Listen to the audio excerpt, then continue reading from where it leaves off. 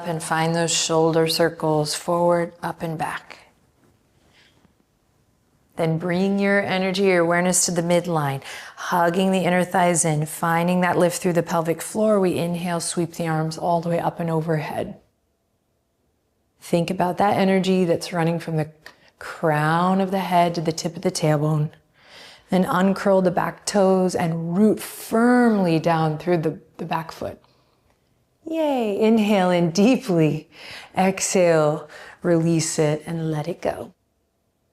Option to lift the back knee here. You do not have to. You can keep it nice and lowered for your twist, your choice. Breathe in. Exhale to release. Curl the toes under. Come back to all fours. Breathe in. Exhale, send the hips back. Breathe out. Breathe in. Come forward, lifted, tabletop position. Let's step that left foot up into the low lunge. Walk the right knee back just a bit.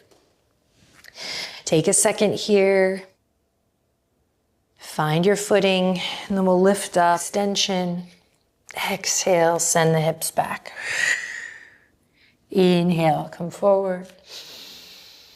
Exhale, send the hips back. Notice what's happening in the rib cage here, in the belly, in the abs.